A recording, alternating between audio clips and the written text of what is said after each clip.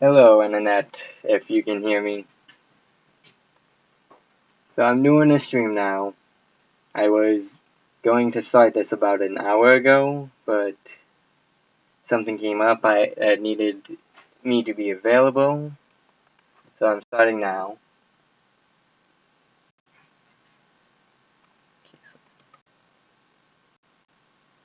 Yeah.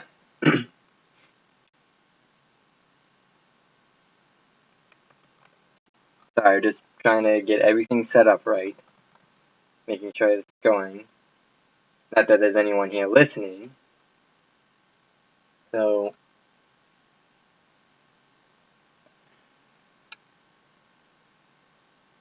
yeah, so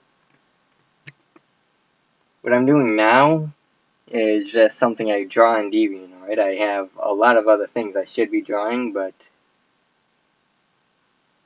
this kind of fan art stuff is actually very easy to draw. At least easier than original art in terms of what needs to be done properly, because I have a lot of other references. So just in terms of the legwork and the way things have been going the past few days, it's actually a very relaxing way to draw, so I can actually do that right now.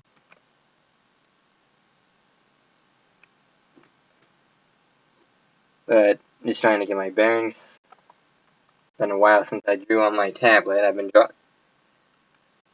been doing a few separate things. One, I've been sick all week, so I've been mostly incapacitated. And when I get sick, I just don't get nauseous sick, I get exhausted sick. So I've spent something like 90 hours this week sleeping, and I think you can still hear it in my voice. I probably shouldn't be talking like this, but screw it. I need to start doing my streams again. This is something I want to really get into because it's very helpful just being able to go back on videos and be able to watch just how I draw, so I can actually point out to myself what I need to improve on. And hopefully I can start getting some people to watch too, and then getting input from them.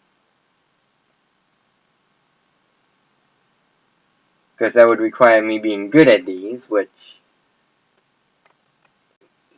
a catch-22. I have to draw more on stream to get good at them.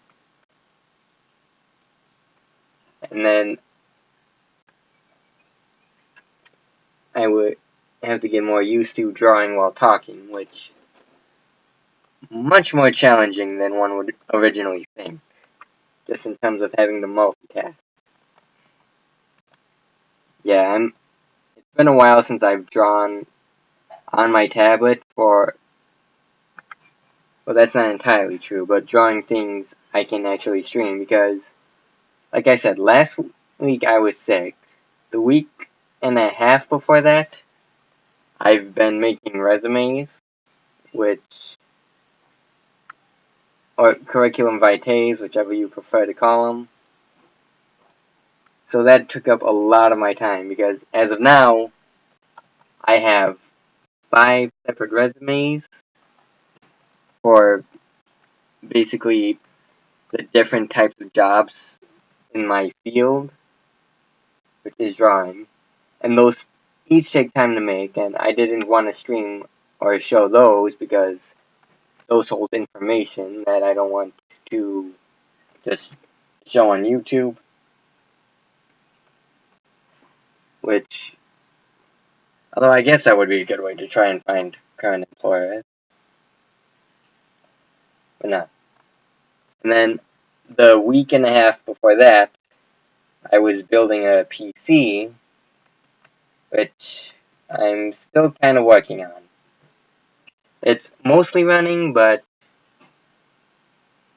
I've been having a lot of problems with programs on that, because what I originally attempted to do was I attempted to clone my hard drive on my laptop, which is what I'm drawing on now, and just put that onto my PC, which sort of worked. All my files and all the basic things like that, movies, documents, music, that transferred okay. But for whatever reason, my programs, and I'm sure there's a very easy explained reason, I'm just an idiot when it comes to computers right now, but my programs did not install correctly to the point where I decided I just need to reinstall them because that would be simpler. And for the most part, that wasn't a problem because 90% of the programs I have are free programs that I can just download like that.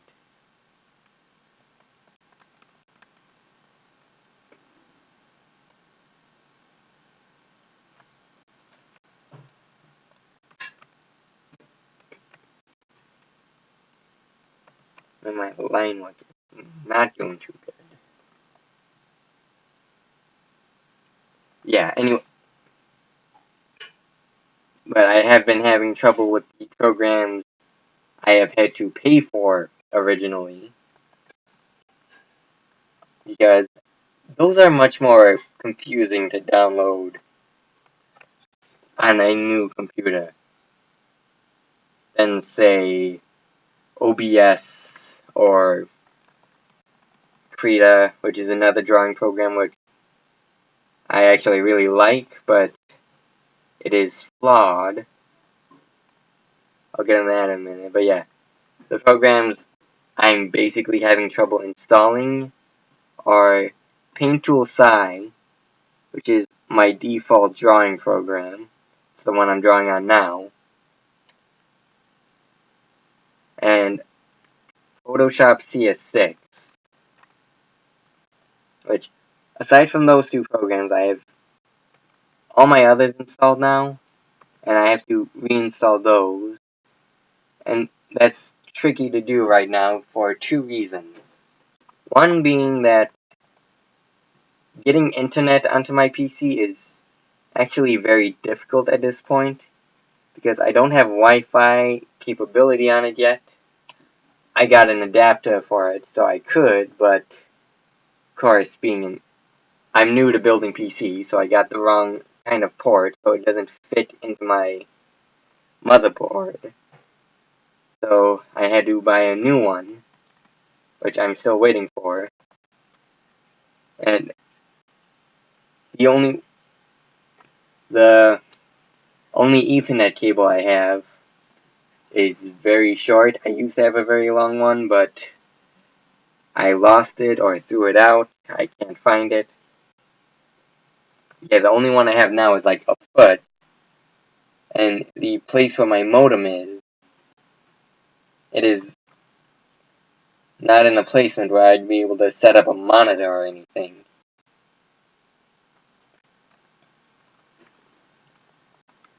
So the only way I have managed to get internet is by bridging it with my laptop, but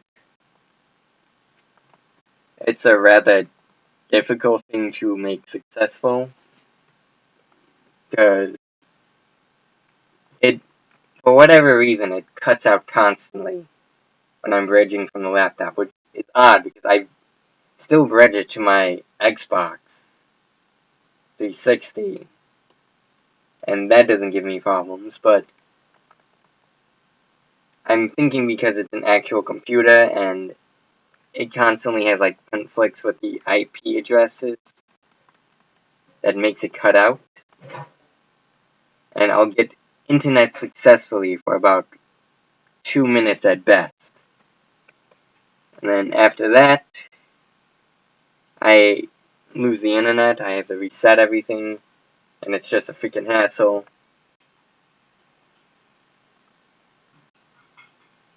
And like I said before, I can't draw on the PC. I can only draw with Krita right now, which it's a free to download drawing system, and it's actually really great. I really like it, but the problem with it is that unlike Sci or Photoshop, it is the engine it uses is a RAM-based engine, so it depends on the RAM you're using, not the hard drive of the system, for it to function, which for the most part works perfectly fine, but that also limits you, so you can't have it doing too much,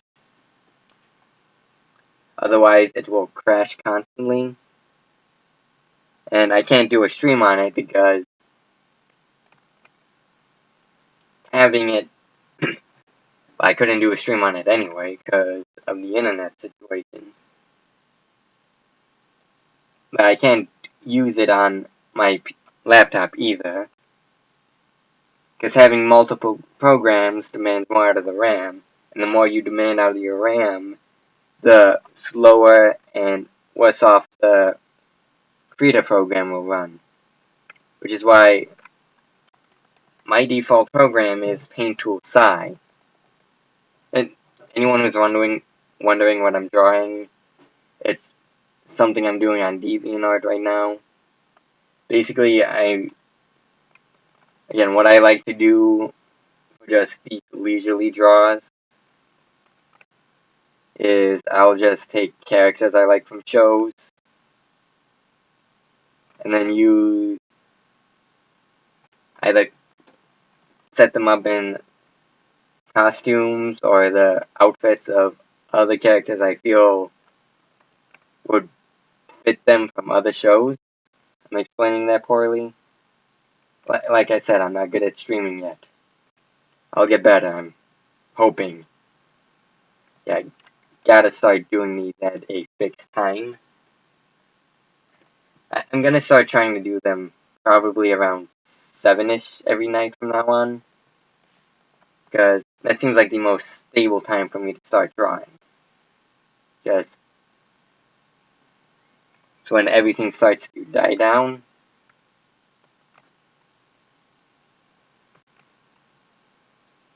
Because I usually work mostly nights, so my morning will start around 2 p.m., and then my night will end around 8 a.m. So I have to schedule my schedule accordingly, which makes things slightly awkward, which I love working overnights just because it is typically slower, or not slower, but basically quieter and more solitary, which I'm a much more solitary person, so it fits me well.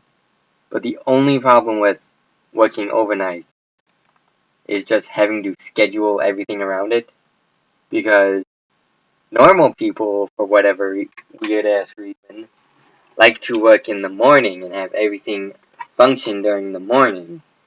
So grocery stores, doctor appointments, basically everyday mundane tasks, they have to be done during the morning, which does not give me the widest window because I'm used to being up all night.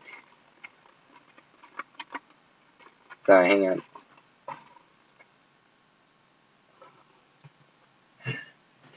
I gotta keep a few drinks at hand. Because like I said, I've been sick. And I just got my voice back. And it's probably gonna start going on me eventually. But I do have music I can start playing. So it's not sitting here in silence. And it's theme music, but let me zoom out. But the series of drawings I'm doing now on DeviantArt, I'm doing characters from Tiny Toon Adventures, which is sort of fitting because As I've heard recently, not Tiny Toons, but Animaniacs is being remade, which I'm kind of on the fence about. Spielberg's behind it, but I'm just going off what a friend showed me, so don't quote me or anything.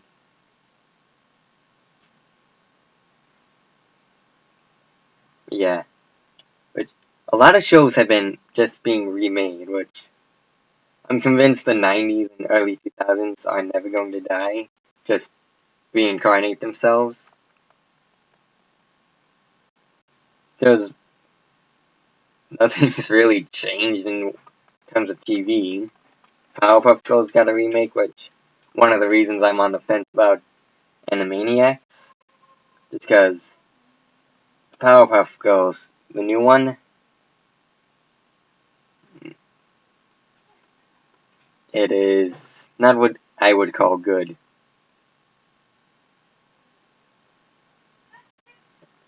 Same with Teen Titans Go, which, honestly, Teen Titans Go, I can kind of see potential if, one, it wasn't banking directly off the original Teen Titans show, and it does everything in its power to remind you of that. But, actually, in all the fairness, that has led to a few good jokes, because my dad, my nephew, and I think my niece, I'm guessing my niece, but they all watch it, and they all love it. And there's very clearly people working on that show who both were fans of the original and just fans of all comic things, because there's a lot of Easter eggs in there. And again, in all fairness to that show, a few of the jokes are actually pretty funny. Just not most of them. Yeah, a huge reason why I think the Teen Titans Go show sucks. Mostly just the way it's marketed in terms of how saturated the marketing for it is. Which, yeah, shows nowadays, or at least in terms of animated shows on things like Cartoon Network or Nickelodeon, the marketing is terrible in that it's so focused on playing it safe and promoting something that is successful that it really just hinders the rest of the programming, and I feel hurts it in the long run. It's the Spongebob effect, pretty much. Which, excuse me.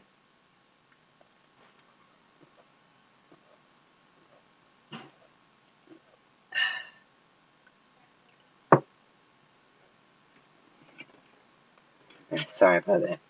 Yeah, it's the Spongebob effect, where one show is received well, and then the marketing or producers or whatever, they will just promote and stream it. Huh? Yo, Dad. Oh. I'm doing a stream. Want to come talk to people? No. No? I'm going out back. Tell them I'm going out back. Okay. My dad's going out back. Sorry.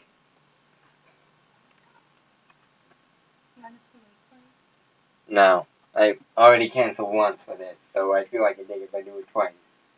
Happy blooming Monday. Yeah. If you want to bring me back some of the mac and cheese, that'd be fine. Okay, I'll do that. Yeah, thank you. Sorry. I'm at the moment living with my parents because I have student loans, which take up, honestly, I think they take up at least 80% of my current income, so can't really afford to live on my own at the second. Well, although, again, to be fair, I only work part-time, which the only work I can actually find at the moment in my location. And it pays minimum wage, which I live in New York State, so that's not too much.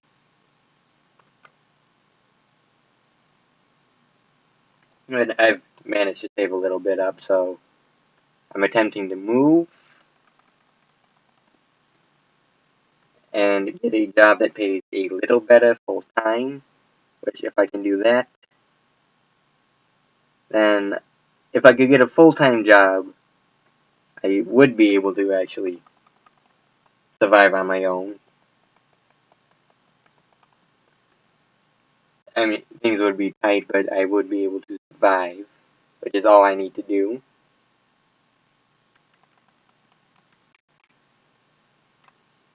Yeah, so that's actually one of the reasons it's so awkward trying to set up a stream, because when they get home, it's usually they have either sorry, but when they get home and they need to have something done, they will have it done right away because they know I will be home at that exact time and I will be able to help them right away.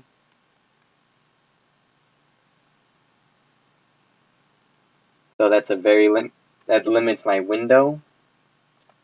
And also, if they just come or just arrive here while I'm in the middle of a stream, it's slightly awkward. It's because they'll hear me talking, which that's a dumbass reason to be uncomfortable about this. But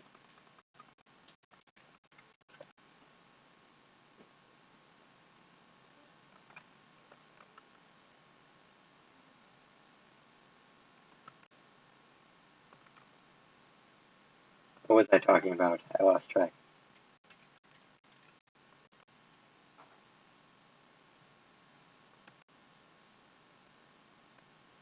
The Spongebob effect, that's right. I'm gonna label this episode Spongebob effect because I don't think that's a term. It probably is, but if not, I'm coining it. Well, what SpongeBob effect is what I basically call when one show is successful and then a channel or marketing team will primarily focus on promoting that over the other content on said channel, which I honestly feel is a horrible thing to do because I can understand why they do it. It's basically playing it safe. And marketing's job is not to make good content, it's to make money. So when a show is a moderate or a bigger hit, like SpongeBob for example, they will basically promote it and oversaturate it to the point where it's what the channel is famous for. And all of both that program and all other programming suffer for different reasons. So,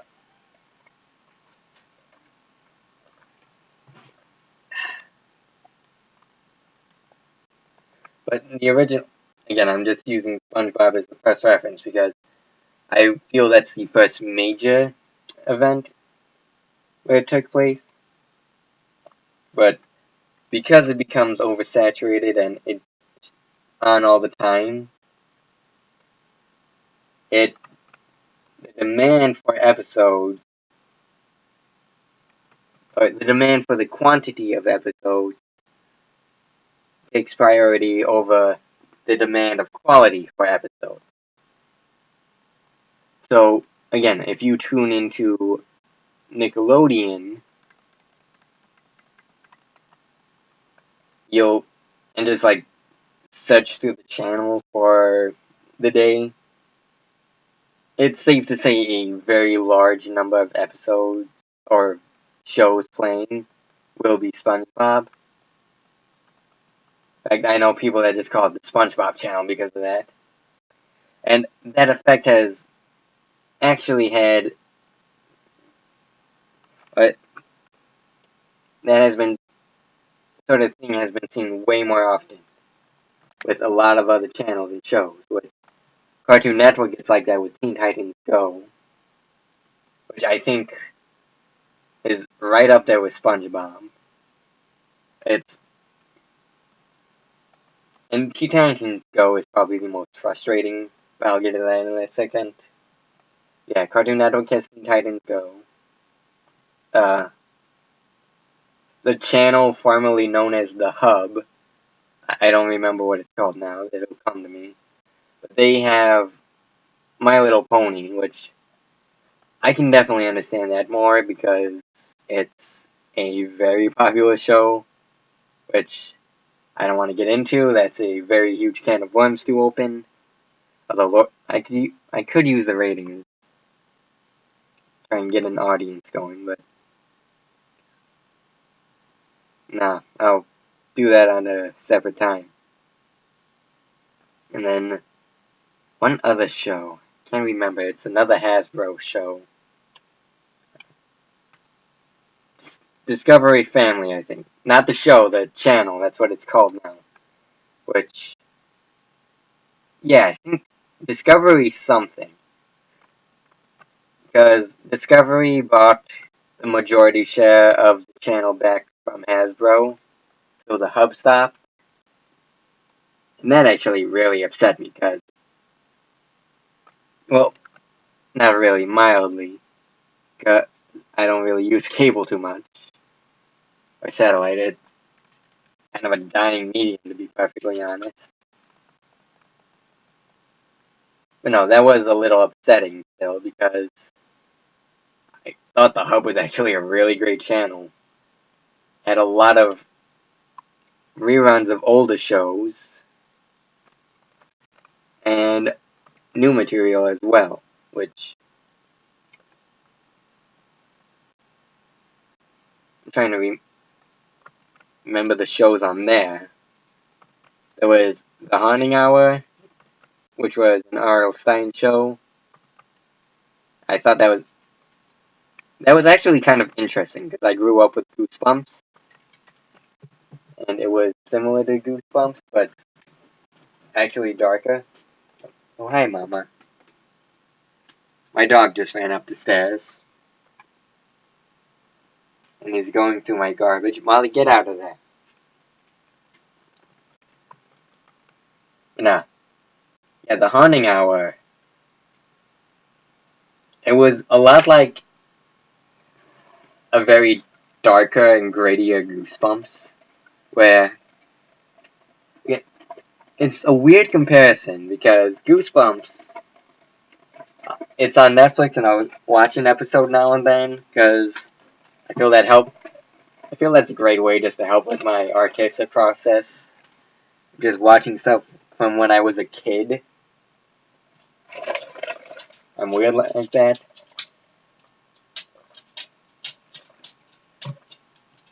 Goosebumps had a very, like, campy and corny feel to it, which is one of the reasons I loved it. Hang on. Molly, what are you doing? Hey. Lay down.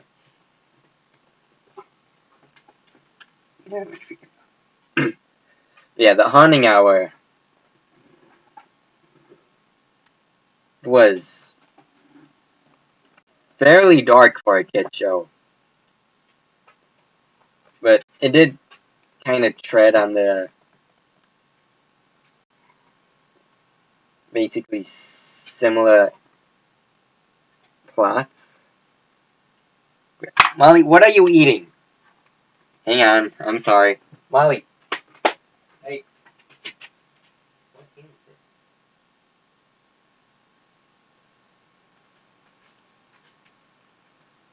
Give me that.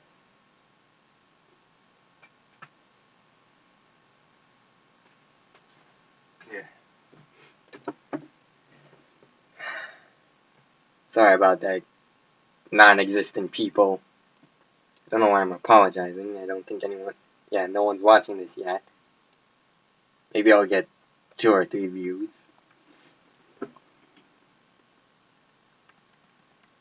But now, the Haunting Hour, I remember having a lot of similar plots to Goosebumps stories, which I don't really fault because they did still try and be different, and they did take darker turns.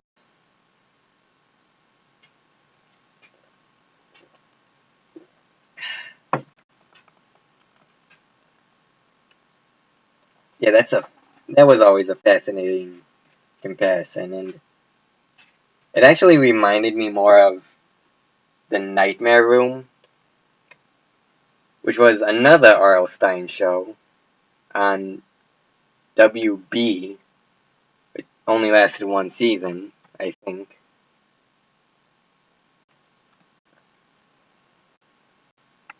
But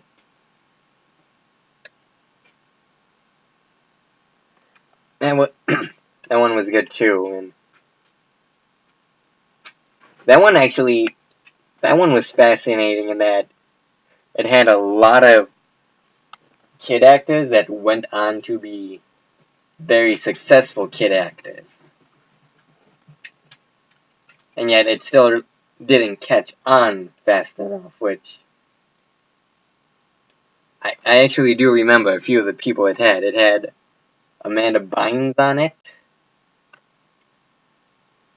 It had Shia LaBeouf. It had... Christ, I can't remember his name, but the kid who played Reese on Malcolm in the Middle, he was on an episode of it.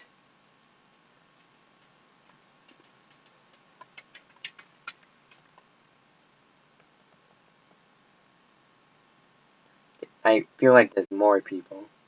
Dr. Cox from Scrubs, he wasn't a kid actor, but he was on it.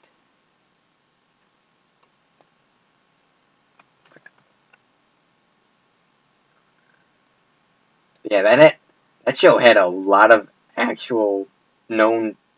I don't know if they were known then. I'd have to look it up. But they had, like, now very known kid talent, which is kind of fascinating to see.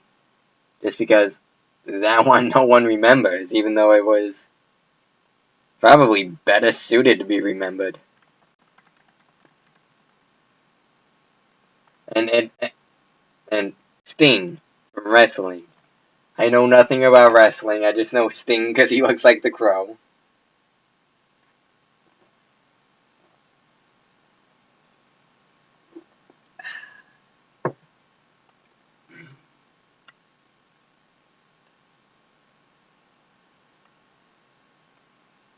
Yeah. R.L. Stine just has like a very impressive portfolio when you look at it. Just like the sheer volume of stuff he's done. I actually remember talking to him at a con I went to once. He was doing a panel for the Goosebumps movie, and amazingly very likable guy.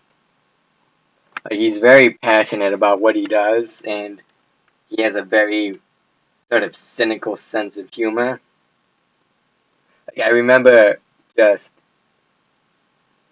It's one of the reasons it was my favorite cons, because he just had a charisma to him, and he said that one of the best things about writing Goosebumps was getting hate mail, because it was the only instance he was 100% justified in being a total asshole to 9-year-olds.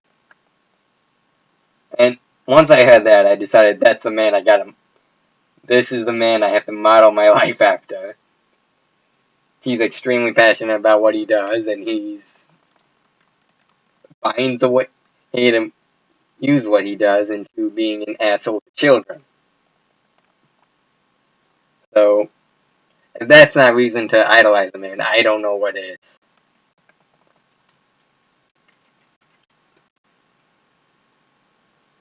But not.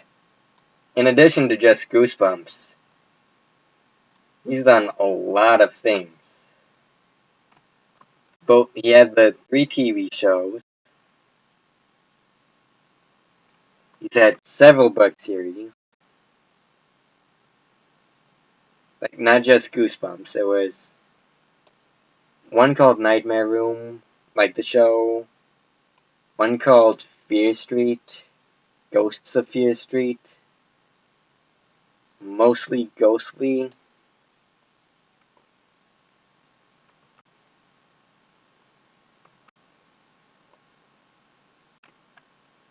He's had a bunch of TV specials. One of them had Christopher Lloyd in it.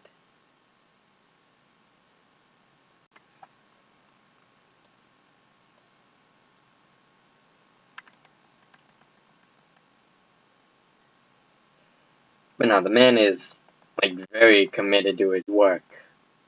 Which, and I would guess you'd have to be. I know Goosebumps at least, he had to write a new book every freaking week. Which, even though they're short books, that's still really damn impressive.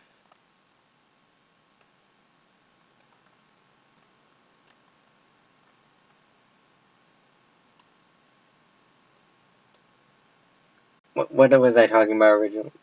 That's right, hang on. I wrote it down so I can actually look at it.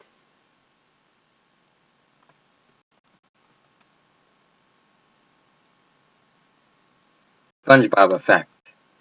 That's what I was talking about. I got sidetracked and started talking about R.L. Stine for some reason, but going back to the Spongebob effect.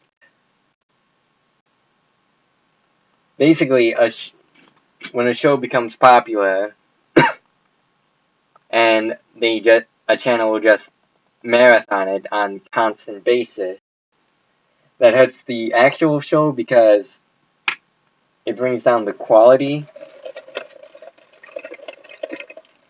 and then it'll hurt other shows because, especially shows just starting out, and that happens very commonly, because newer shows are always more of a gamble, and the way a lot of shows are being marketed recently, if there isn't some sort of safety connection to it, it will be almost buried or set up to fail, which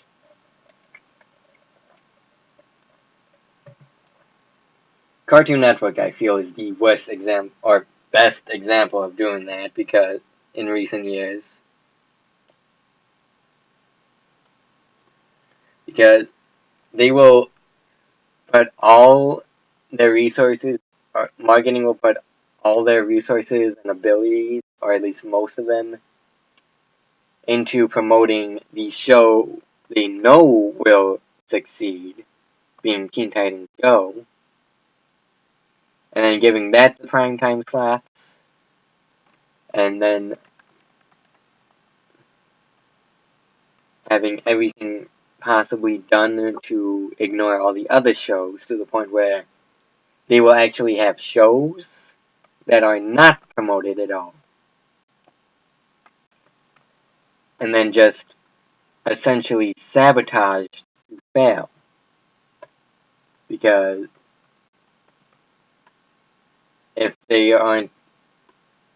don't have some established fan base beforehand, like the Powerpuff Girls do, then it's a higher risk. And a lot of marketing doesn't like risks, so they'll try and bury it right away.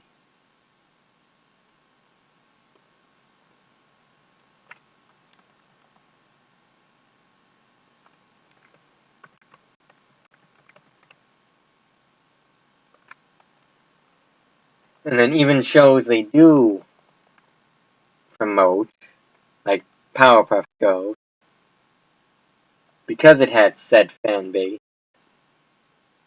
or is trying to reach a different demographic. While trying to reach a different demographic, they will put less effort or be more pandering to a specific crowd.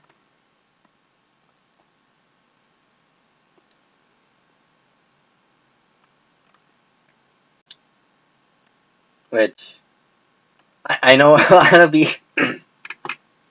Yeah, my throat's starting to go on me.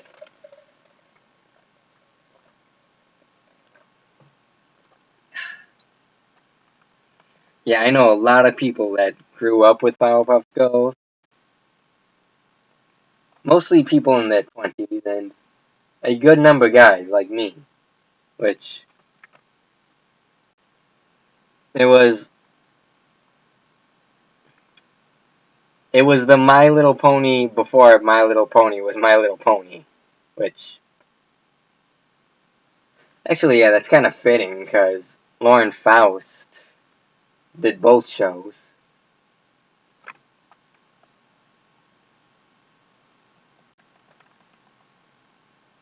And everyone I know who isn't very young,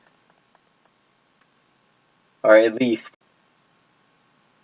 above the age of 13, which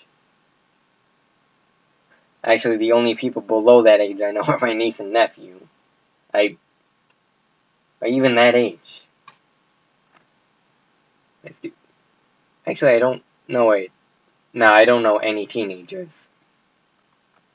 I don't know why I set that up like I did.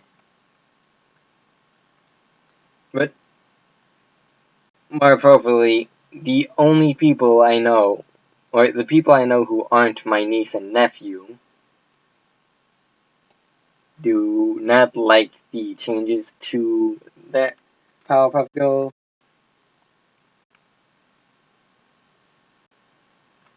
because it is very pandering to a younger audience. And since it's already a pre-existing material with its own credibility, it feels like much less effort was put into the writing of it.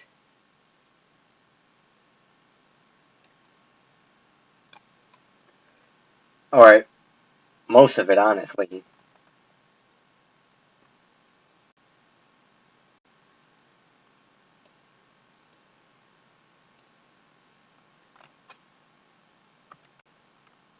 The animation is not good. Or, it's not good, but it's very underwhelming. There's one thing I remember about Powerpuff Girls.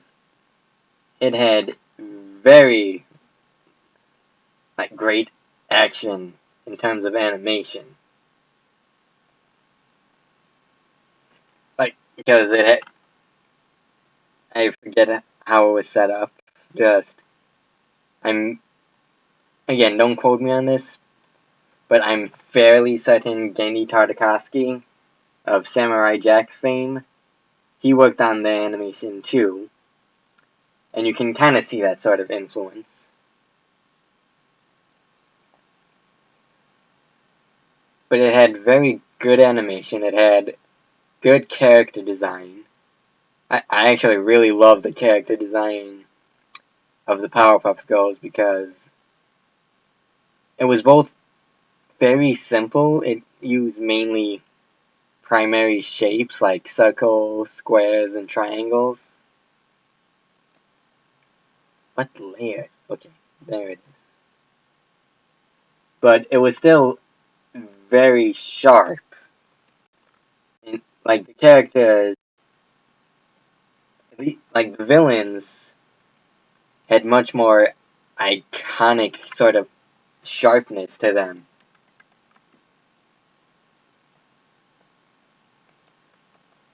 And then the good guys of the show, or yeah, the good characters, tended to be more circular or cubish.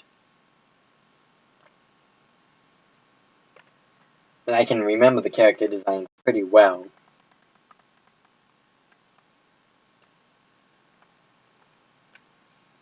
And they did have a lot of distinctions to them, which helped.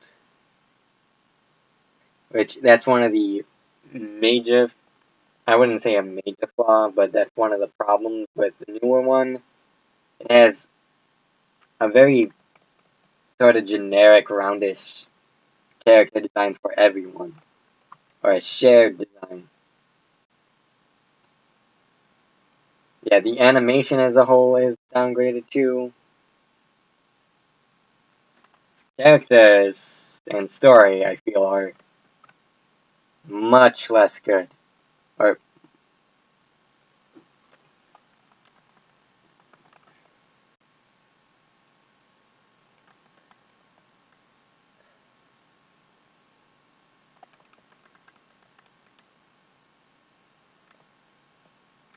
no, like the stories. I've only seen 3 episodes, but from what I've seen, they are not written particularly well, nor is the action in the show, which in a show about superheroes is extremely important, not very impactful or even memorable.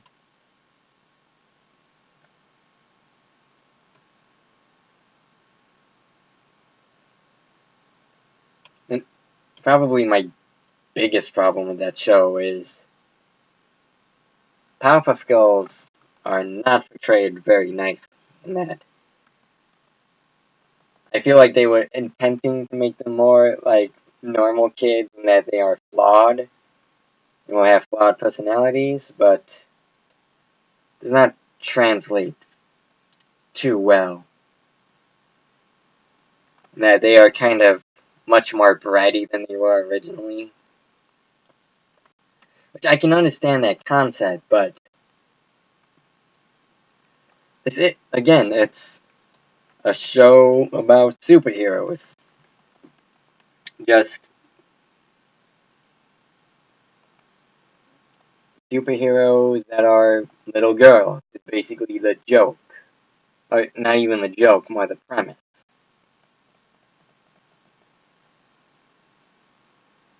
And by making them just more bratty as they are, it feels like it really loses something. And then another thing they do, I just really don't. I can't say it's a horrible flaw, but it does kind of unnerve me in that it just makes some random changes that would alienate original fans. Like, Miss Bellum is gone, the kindergarten they went to is gone. I'm sure there's more. Again, I've seen the episode where Miss Bellum quits. Actually, that's the only episode I remember. I know I've seen a couple, because whenever I watch a new show, I always watch at least 3 episodes so I can give it a much more fair analysis.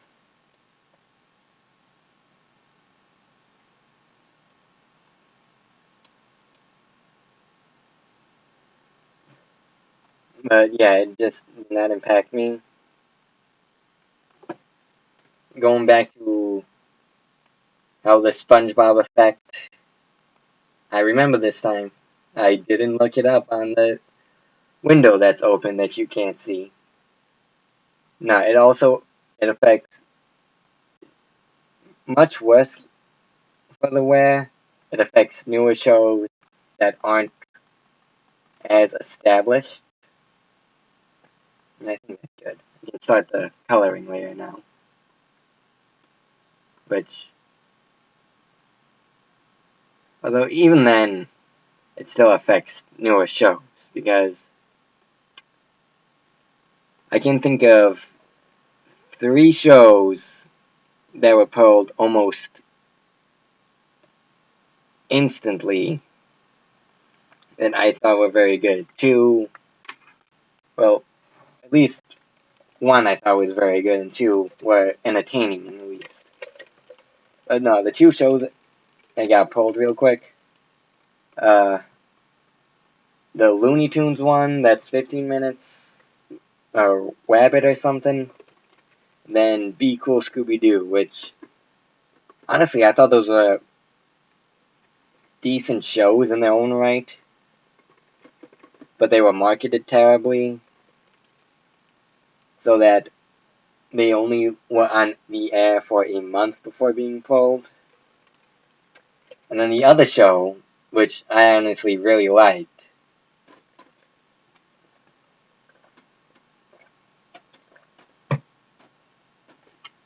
there was a show called Bunnicula, which had Maxwell Adams of Grim Adventures of Billy and Mandy fame working as a writer. And that was based on a book series. But I'm guessing a less known one. That was actually an interestingly good show. It was a dark comedy about a vampire rabbit in Louisiana, which I like that setting. It reminds me, this is probably a weird comparison, but a cross between Courage the Cowardly Dog and American Horror Story. It's the best way I can describe it. It was interesting because there were, how to describe? But no, it was actually, again, it was like a different take on Courage the Cowardly Dog. That it actually had some disturbing imagery, at least by kid standards. Sorry, looking up references for color right now. It had some dark comedy, which I really enjoyed.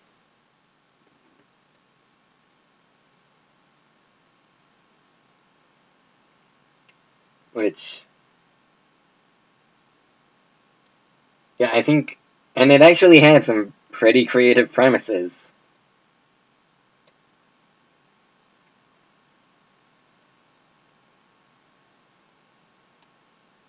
Which,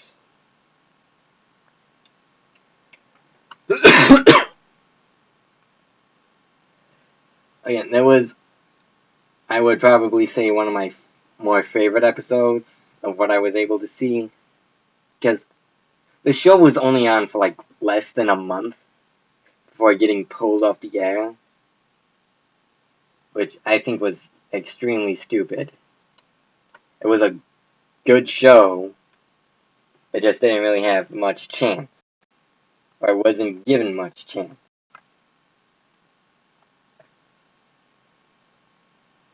Good. Sorry, it's been so long. I've used this program. Just trying to find my brushes.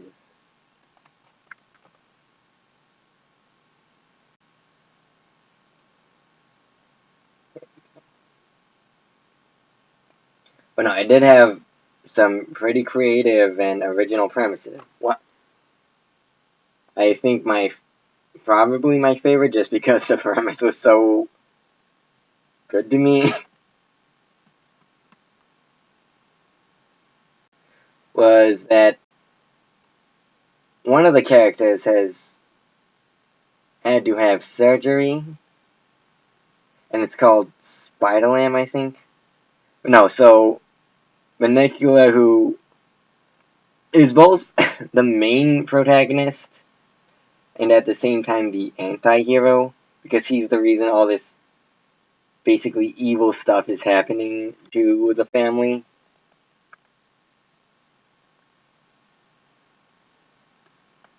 That,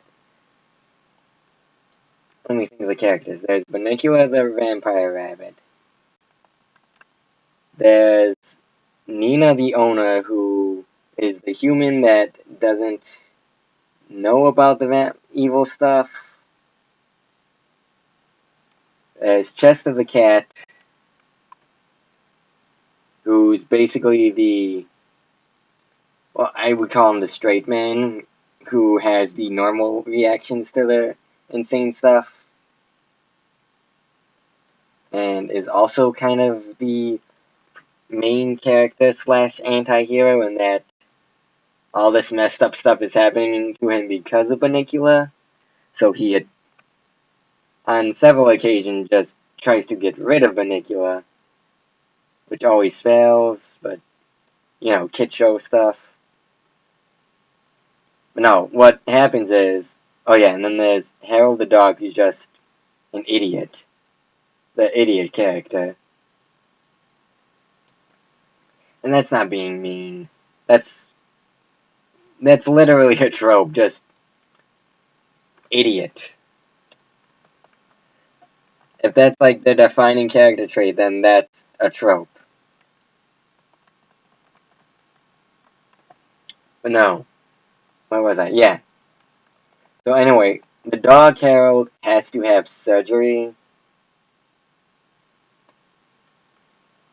then while he's recovering, Bunnicula basically reads or gives them an evil fairy tale book.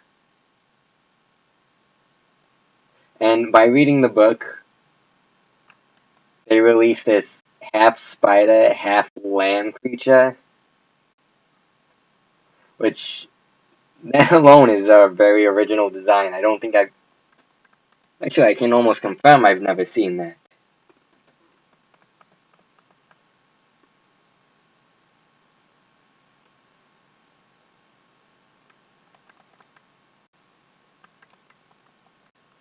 And they're basically trying to destroy it before it actually kills everyone.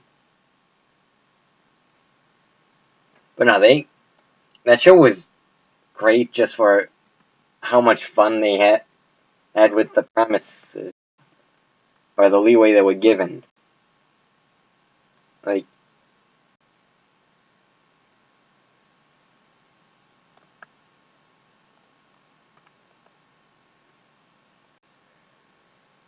yeah, they weren't afraid to go super dark. A running gag they would actually have is that Bunnicula can sever his own body parts and use them accordingly. And there was actually another, honestly, really dark episode when I say it out loud. Now, one of the episodes was they have Bunnicula eat garlic because they assume that's going to get rid of his powers. And instead, his flesh melts off. So he's literally a skeleton for the entire episode. And they're just trying to hide that from their owner so that she doesn't freak out.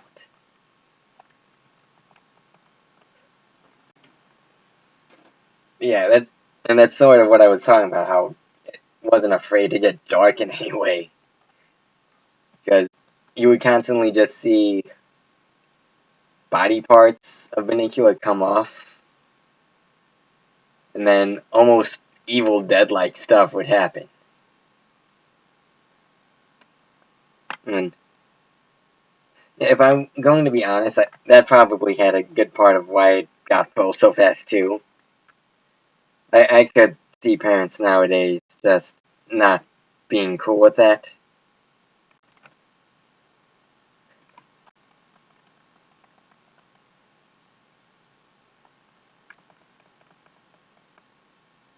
I don't know why. I would be fine with that. If I had kids, I'd let them watch that.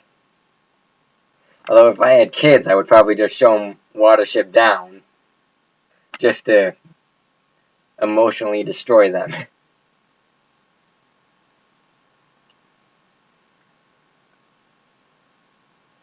Now, they had a not a good episode.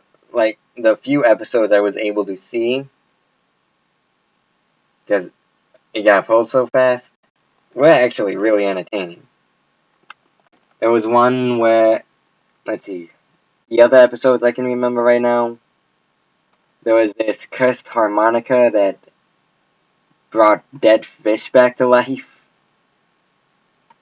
An episode where the ghost of a crocodile is in their home making everyone cry. Which crocodile did. I thought that was a nice joke. And then it was a Flower Shop of Horrors episode, pretty much. Just evil plant. Nah, that it's sad. I'm sad to see that show just pulled off the air. It supposedly has a second season, and from what I can tell, it's been airing in other countries, just not America. But I'm a huge fan of any like dark comedy, especially if it's targeted towards kids, because I'm a sick monster who likes to think of kids as crying or emotionally destroyed by TV.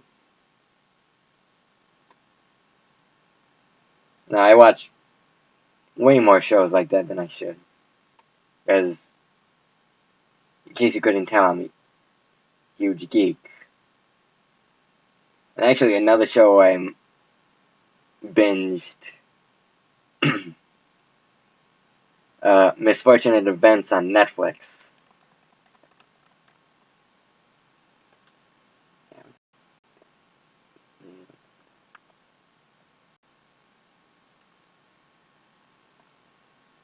And I actually really enjoyed those books, even though when I read them, I was clearly older than the target audience. I think I was in middle school, probably. But no, I actually really like that sort of premise of set up for misery no matter what. And just telling the readers that right off the bat. And there's no happy ending, and this is just gonna get worse and worse. I thought that was kind of refreshing to see. Just being, instead of being ensured that everything's going to be fine, you're ensured that everything's going to be bad.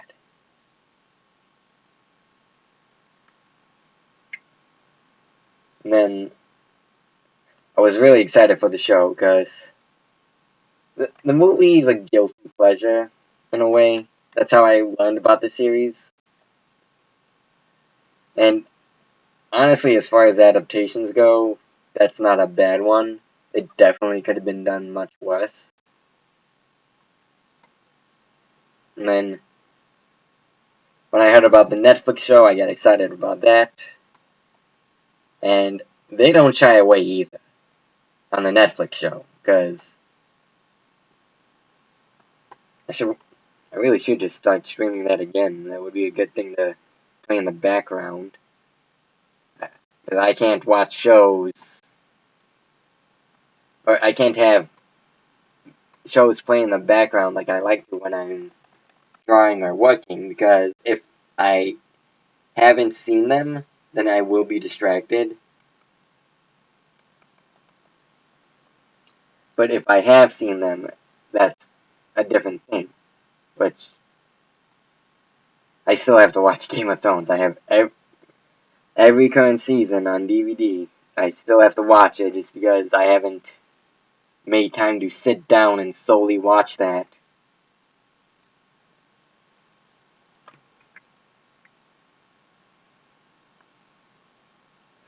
But no, the Misfortunate Events Netflix series. It's really great. Neil Patrick Harris does a great job just having fun. And they're not afraid to get too dark, which I remember they actually show the bodies. Like, show the corpses on that show. And, which I was actually impressed by. But yeah, Netflix doesn't have to deal with, I'm sure they do, but the FCC on internet things is much more lenient than on cable. So I feel it's easier for them to get away with things. And I'll come back to the hair. Looks like a creamish color for the skin.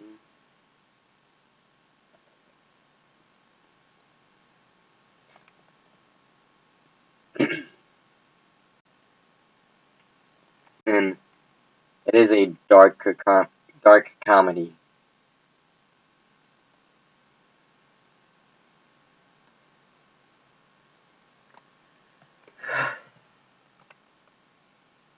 And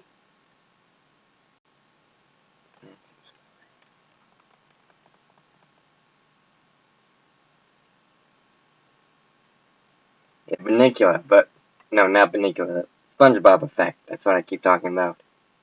I keep getting probably good I get sidetracked, though. You gotta get practicing on the streams. Try and get people to come watch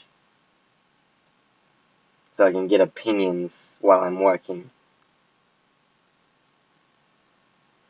But yeah, the SpongeBob effect, basically that's the idea of a show being promoted or oversaturated to the point where it hurts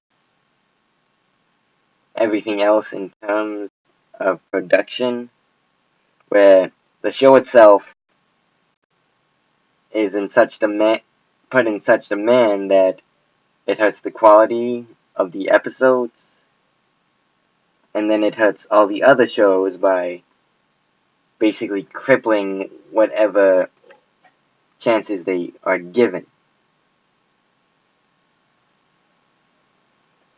and making it more difficult for said channels to expand that show, which I wish I could say that always screws them in the long run, but again, shows like SpongeBob or Teen Titans Go or My Little Pony, they've pretty much proven that's not the case at all. Like, they're still going strong, they're still hugely watched.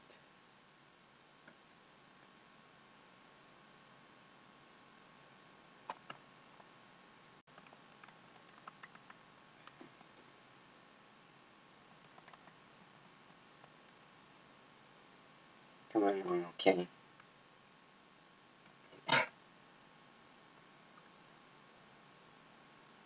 Might have to redo the color on this one. Yeah, in case I forgot to tell you what I was drawing earlier, which I probably have, or sorry.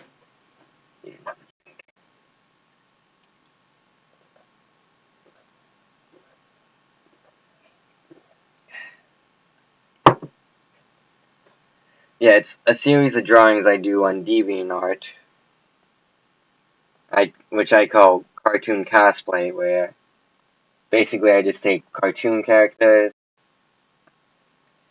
and draw them cosplaying as other characters. And what I'm doing for this set, I'm drawing the characters from Tiny Toon Adventures, the old Spielberg show, and I'm basically drawing them as characters from One Piece.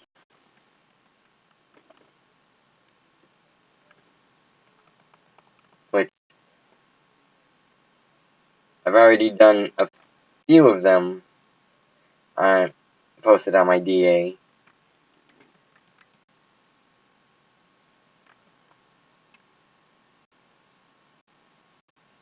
Who do I?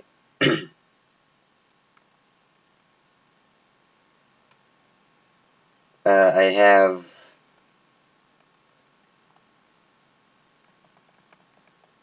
right now. I have Furball as Brooke, Calamity Coyote, Little Beeper as Sanji and Zoro. Forget a name, but the Swan is Nico Robin.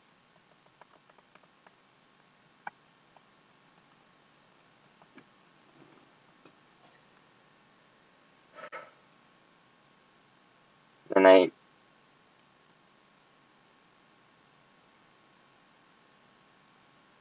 I have a few of them done. I have all the sketches done.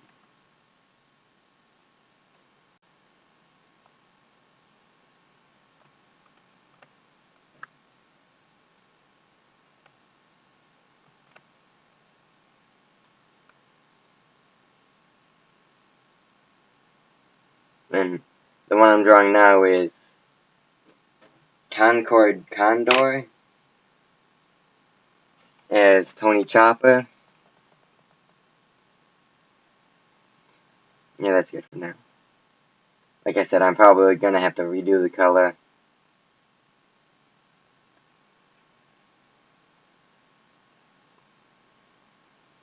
And I love drawing this kind of stuff just because it's not particularly my original style, but I just find this more relaxing. And with the stress I've been dealing with the last few weeks, I say stress, but it's really my own incompetence.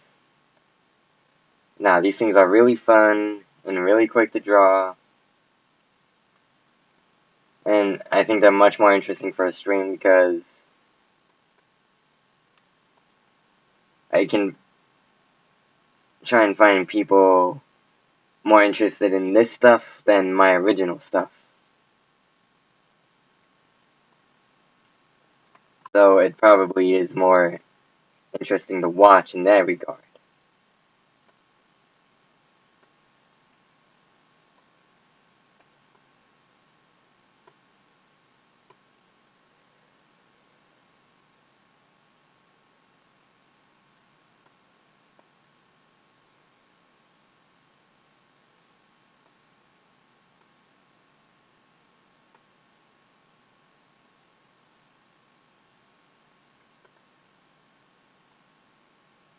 Why do I... There we go. Don't know what I was doing there.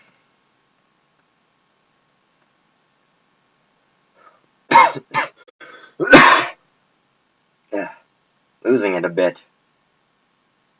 Guess I'm not as cured as I thought.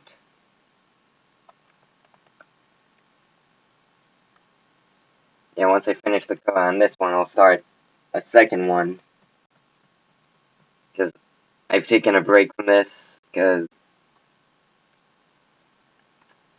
I've been sidetracked, just, again, trying to get my PC to work right.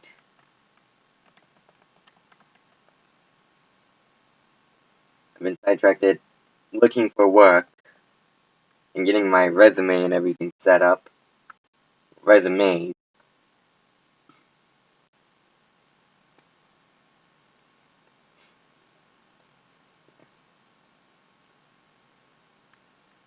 And I've also been busy with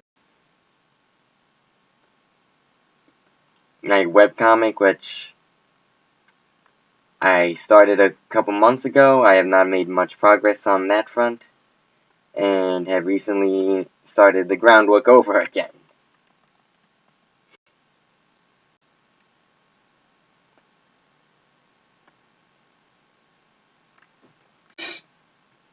Yeah, I've been remaking the character sheet and writing out the script in advance,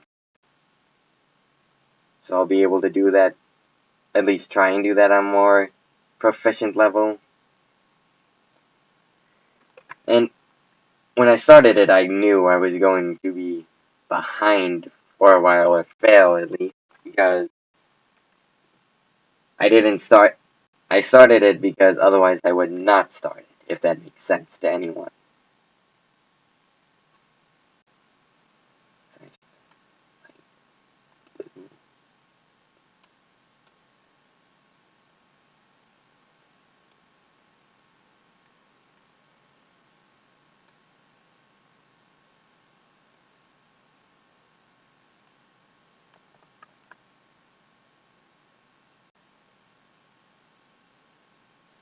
There we go. That's about the right color.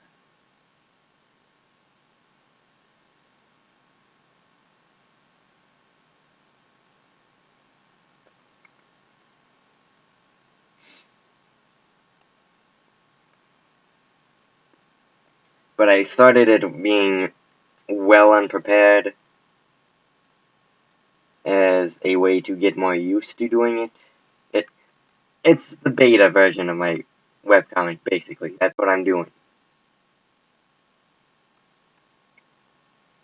And then hopefully, like, my biggest problem is just that getting timing down to make it. Just not just having the time, but having the time properly scheduled. Because I have the time in most regards, but it isn't all neatly organized. I'll have like an hour to work on it, but that 1 hour will be divided into several different time slots. So I'll have 10 minutes to work on it now, 15 minutes to work on it later, and that kind of makes it a little difficult, just in the production of it.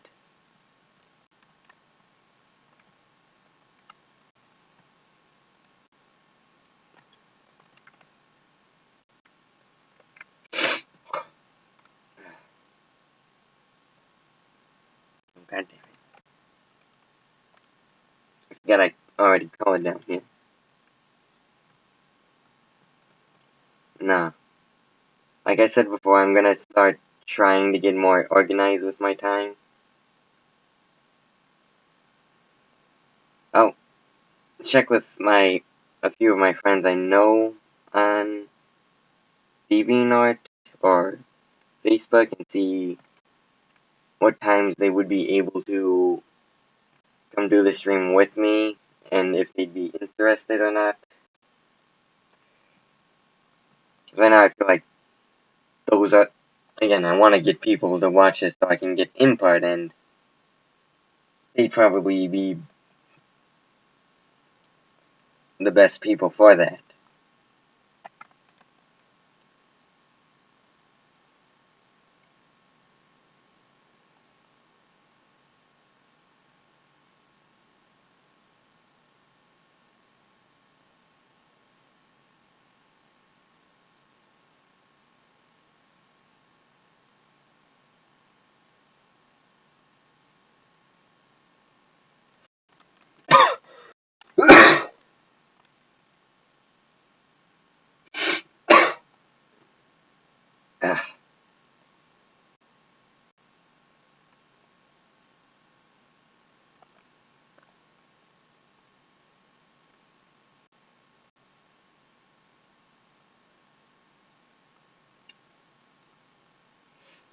And I never noticed, probably because he wasn't in much of the show, but the character has a very odd, very purple color palette.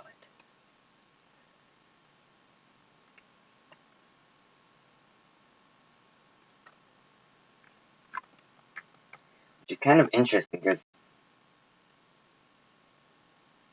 in my opinion, purple is a much more overwhelming color.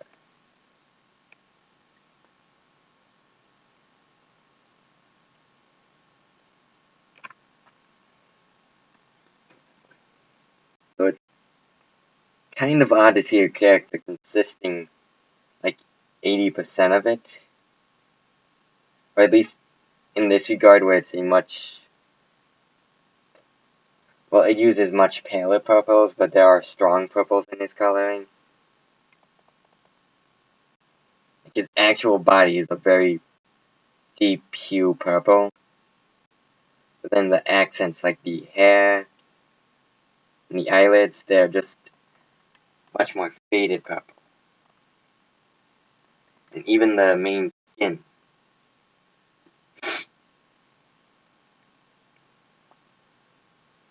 Actually not looking too bad.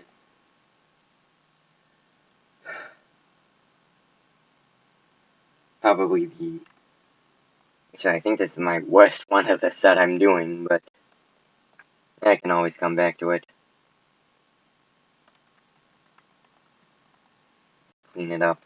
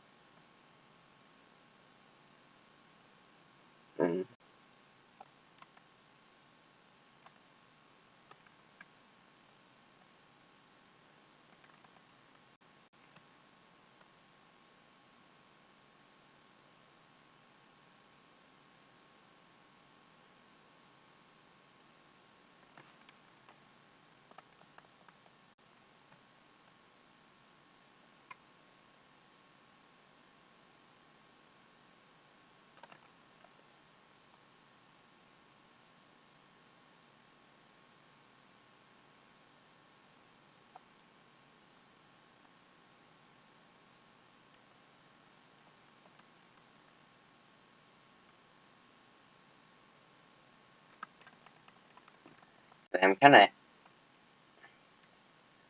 kind of happy how this worked out, because the two characters have oddly similar color palettes to them. Concord from Tiny Toons uses mainly a very purple and orange palette. I haven't ended the orange yet. And then Chopper from One Piece is actually, for the time skip, his outfit uses a much more blue and yellow oriented costume. So it actually kind of meshes okay together.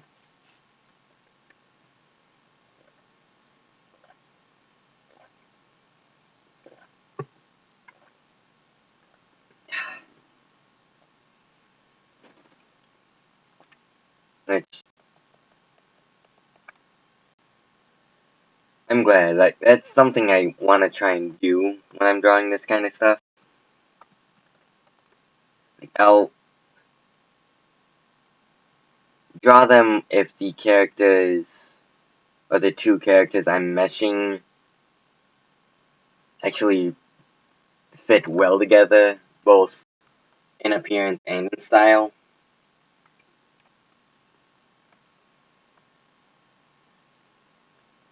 Or both in appearance and personality, I should say.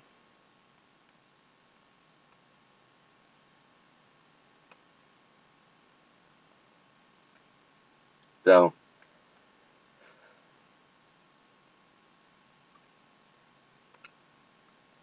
that's one of the reasons I'm doing Tiny Toons and One Piece together, because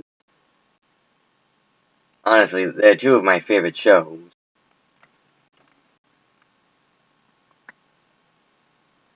And the characters,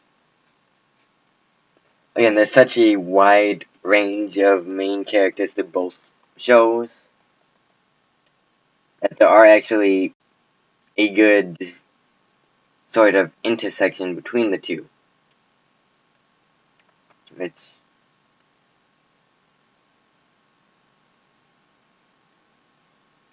again, if you're interested, just check out my DeviantArt. I have them posted. I'll have a link in the description below when I'm finished.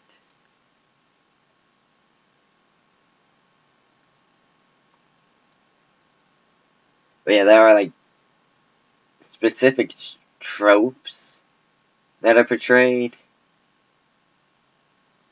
and because both are comic. Well, One Piece is more action with a mix of everything in it, but mainly action and comedy. And then Tiny Toons is mainly comedy, but it will have, not to the extent One Piece does, but it does have other elements mixed into it. And because both really rely heavily on comedy, they do have specific character tropes that sort of overlap with one another. So both shows have this sort of narcissist, egotistical type character that constantly gets in trouble of himself. Both shows have a wild card character. Both have a sort of, it's hard to describe, basically a very stone-faced character who's unfazed by everything. Both have a sort of Weibo character, however you pronounce that. It's both played up for laughs, but at the same time, gets a lot of tragedy out of them. And I've tried to match them up accordingly.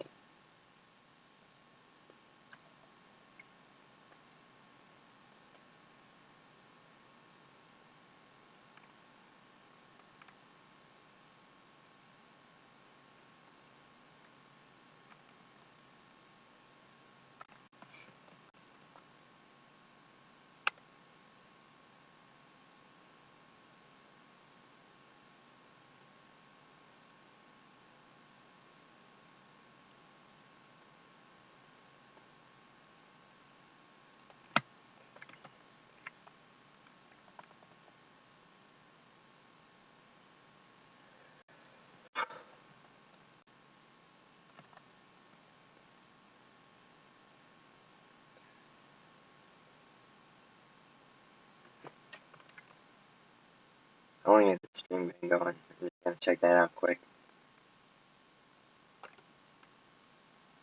Oh, about an hour and a half.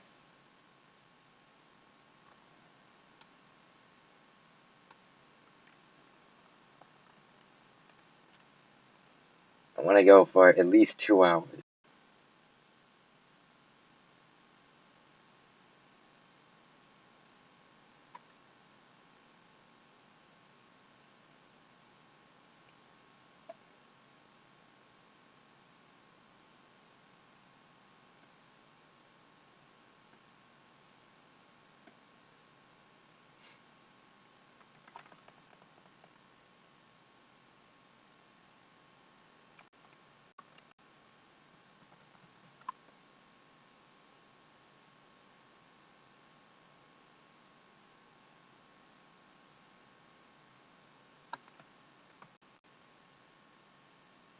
What else can I talk about?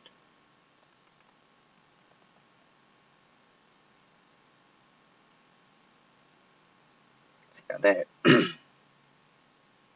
Any other shows I got pulled recently?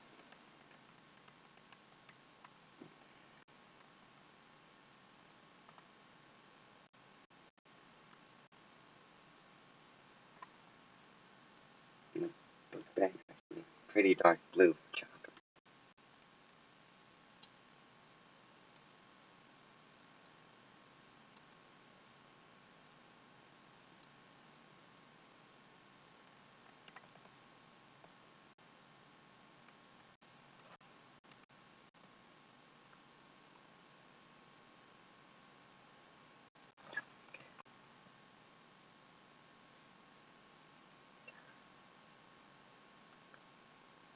I may end this stream soon. Throat's going out on me.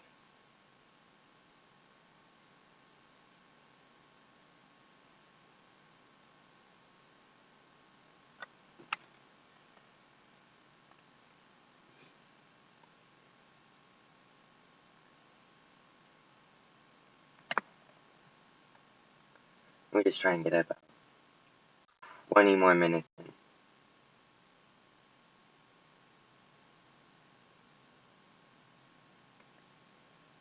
I'll just start listing off shows I think got screwed over because of the Spongebob effect.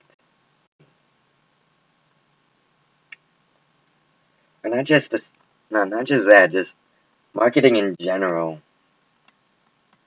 for animated shows has been done very poorly lately, in my opinion. Because I feel it's much more sporadic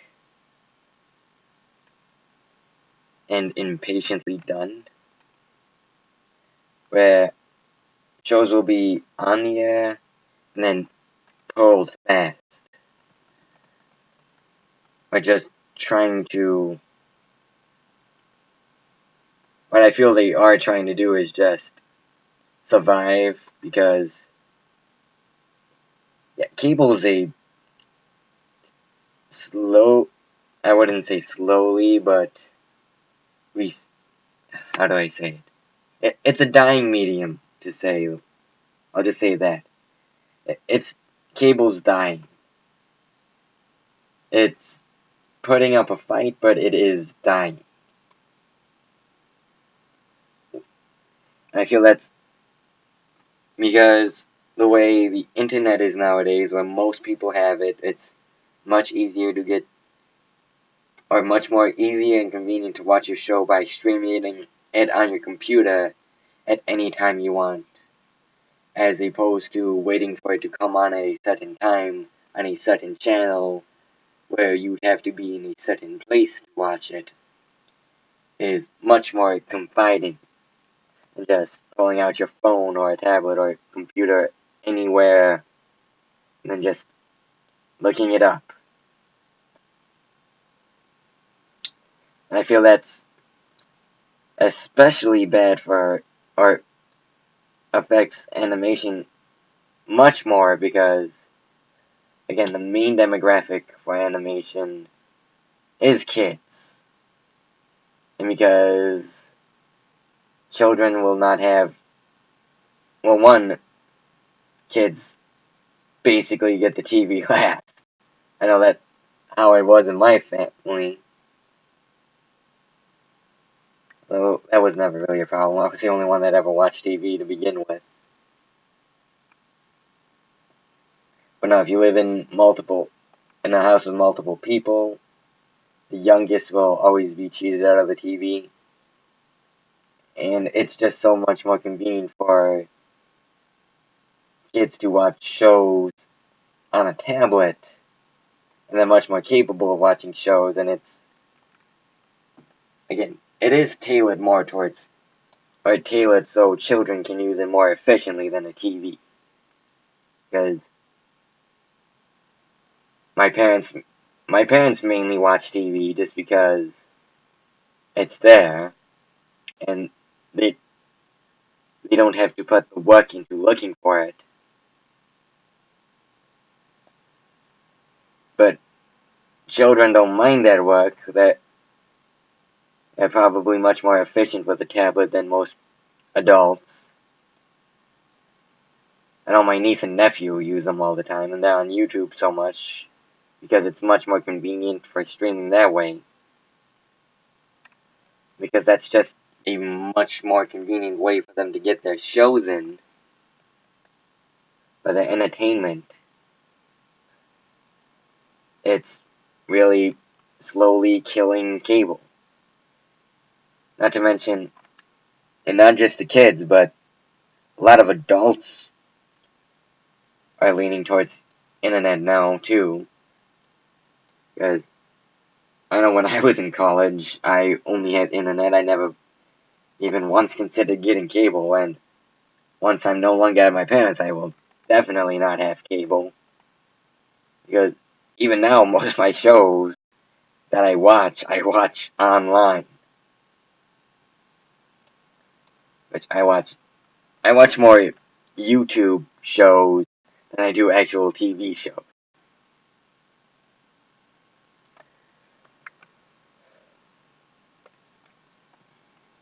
Or not just YouTube shows, just internet shows in general.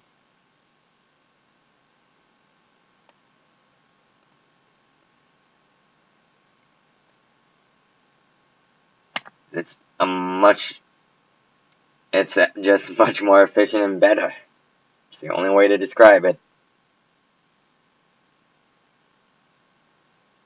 And then a lot of channels are slowly adjusting to that. Well, not slowly, but yeah, definitely adjusting to it.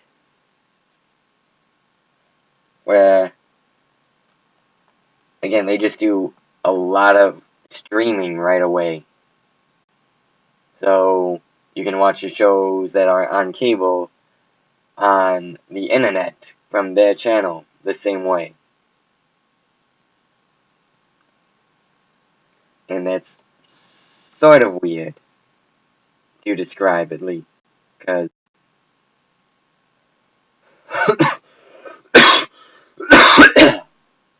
ah,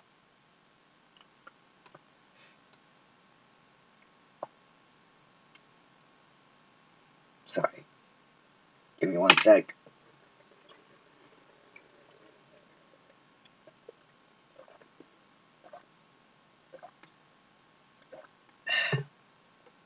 Well, it's almost like talking so much with us after just getting over a bad flu is a bad idea or something.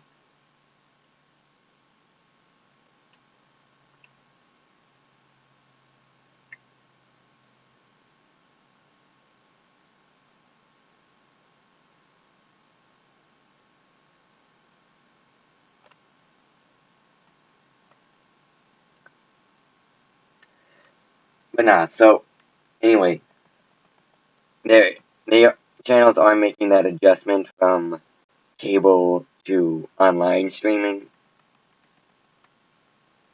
and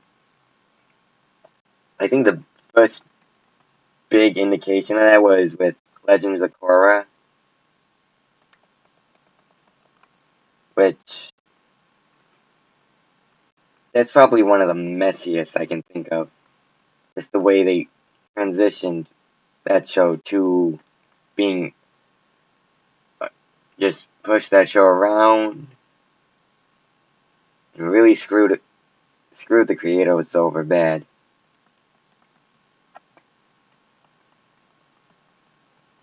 And it's still kind of weird. Which another show I really liked and it's still popular enough, I'm assuming, is Mighty Magisaurus. That was a fun show too. It was had a very manic, sporadic energy to it. It kind of reminded me of Ren and Stimpy.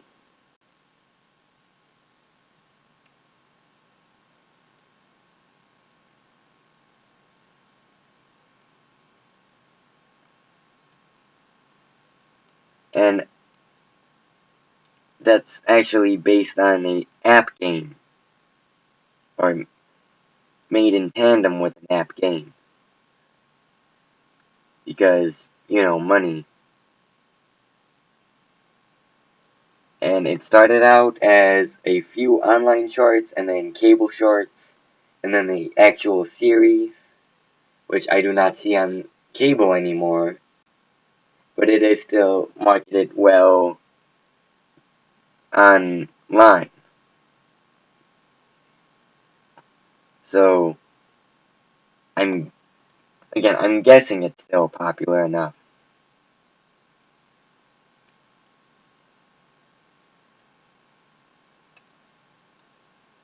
I'm just not overly sure.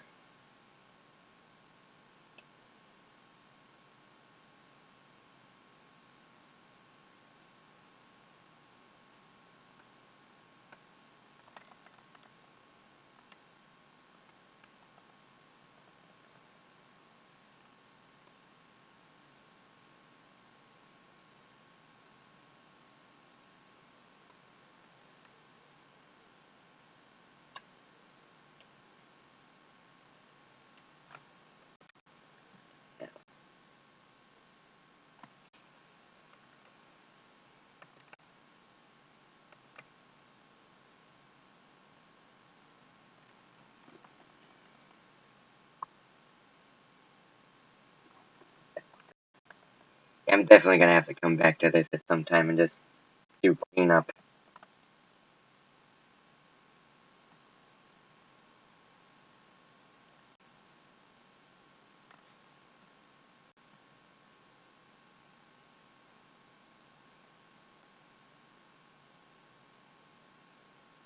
Yeah.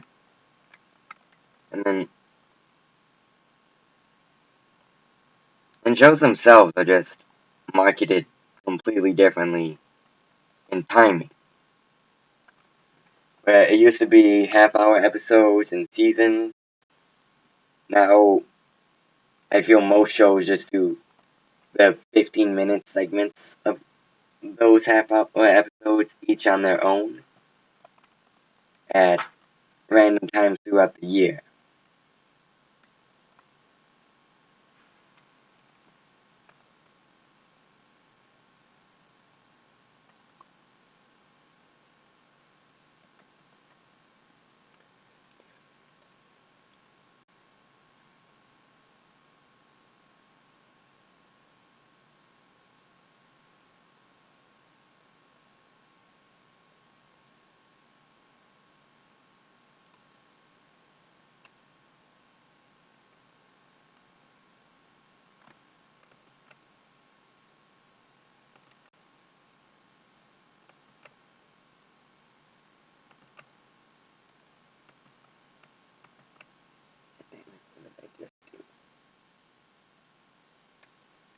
Yeah,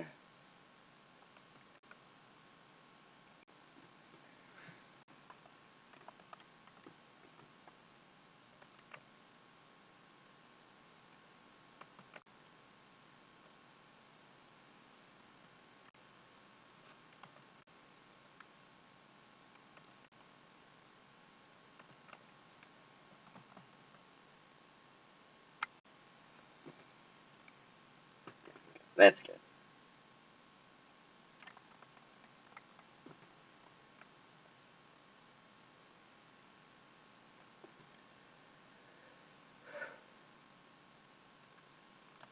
But again, I feel that again just shows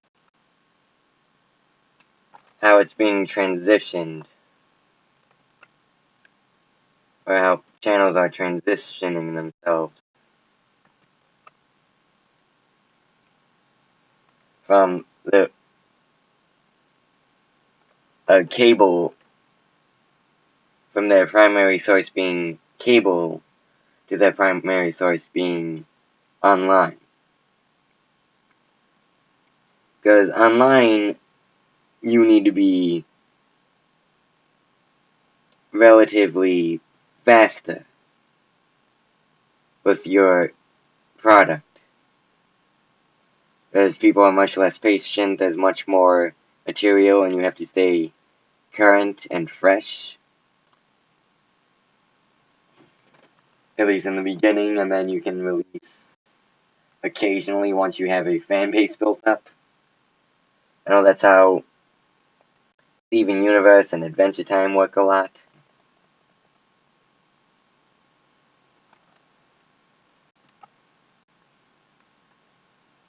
And by basically cutting the episodes into half,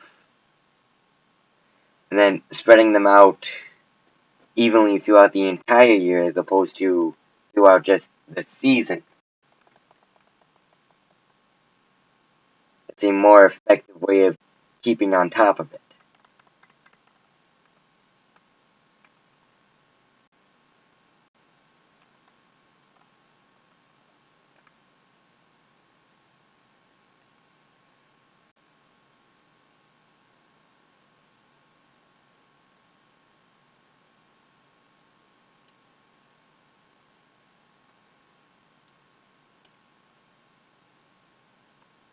Let's see.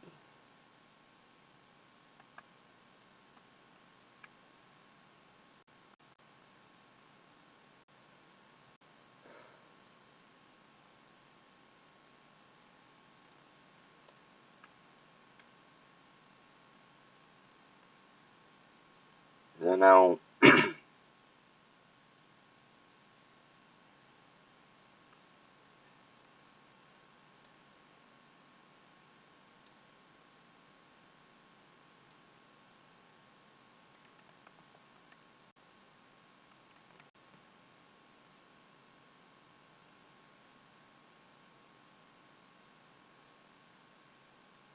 that looks right for now.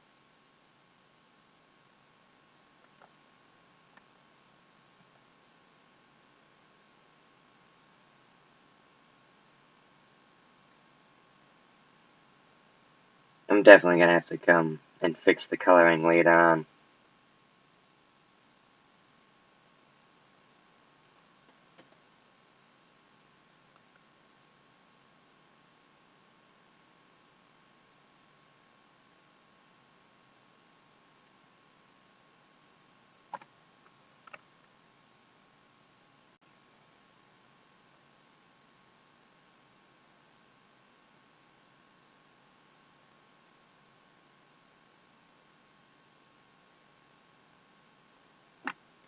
I think we might have that still.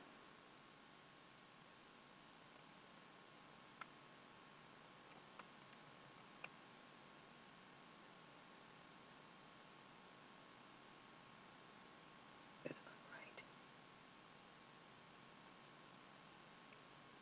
Yeah, this is a slightly odder transit, or a more difficult transition of color, because the shorts on Chopper's outfit are slightly darker, or are a darker orange than the shirt.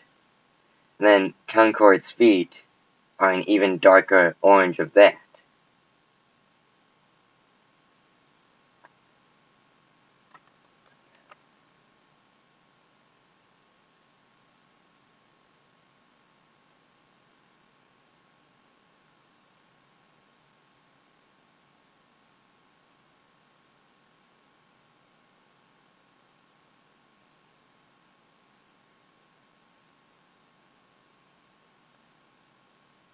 So it actually gives it actually not a bad gradient sort of feel to it.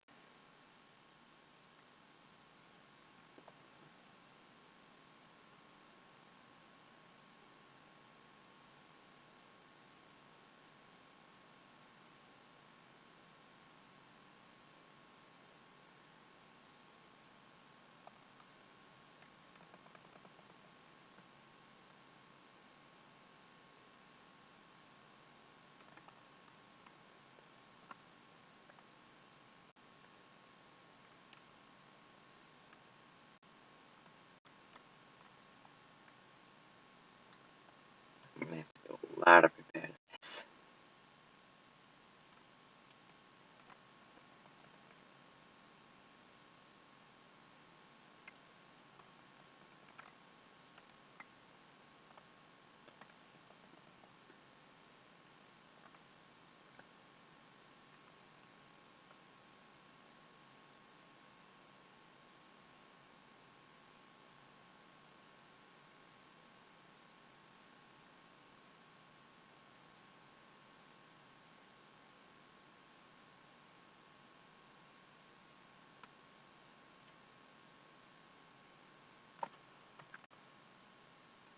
I'm gonna finish up base color for this. I'll do the cleanup and shading some other time. I have to do that on all of them.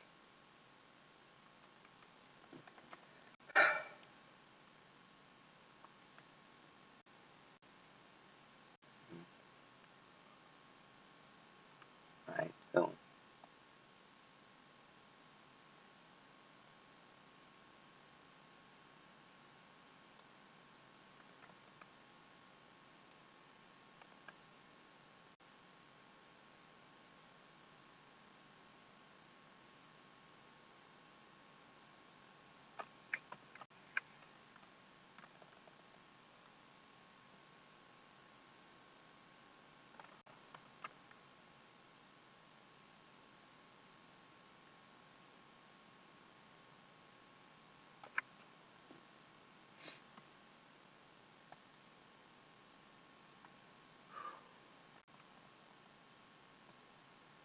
yeah, I just gotta hang on.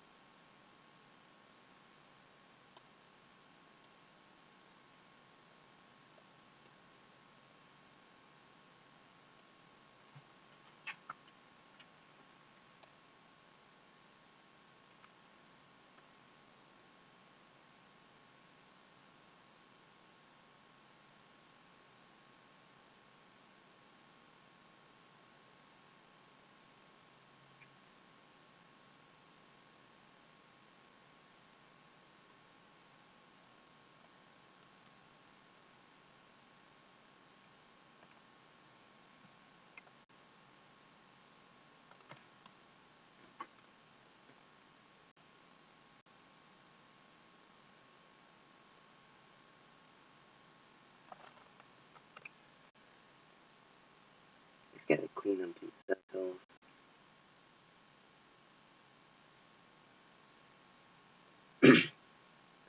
Sorry, whoever might actually watch this stream. My throat's really going on me, so not talking too much.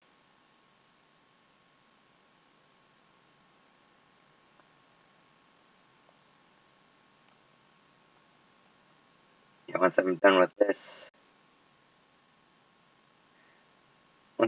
the coloring on this, I'll just finish this stream, call it an end to this one. Maybe a little later I'll end up doing another stream down the line, but with music to it. Cause yeah, my voice really going. I don't think I'll be able to talk through another hour or two if I do another one, which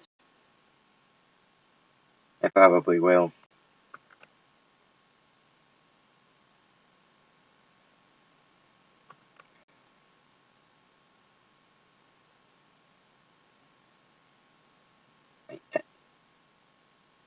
Right now it's my one day off, and that gives me a solid lot of time to just be here drawing.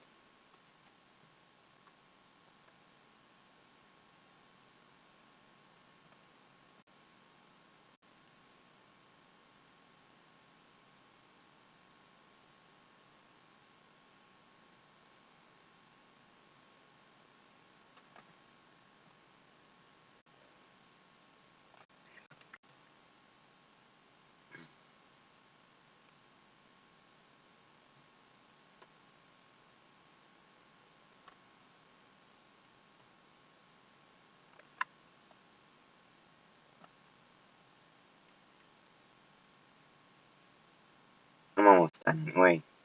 Probably just like 1 minute drawing left. Assuming I don't horrifically screw up and have to start all over. Which at that point I would just quit anyway.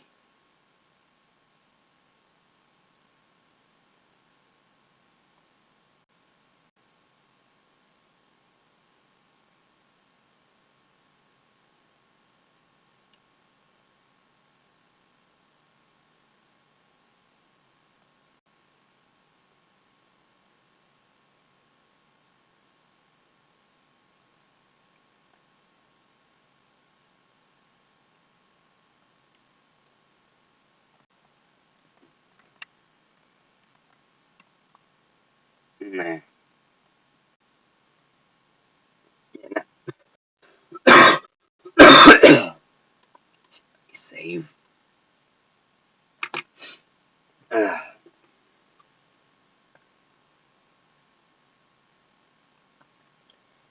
I'm gonna wrap this up then. Yeah, I'll try and do another stream later tonight. Maybe try and find anyone who can watch. Give me advice. Yeah. Well then, everyone, have a good night. Later.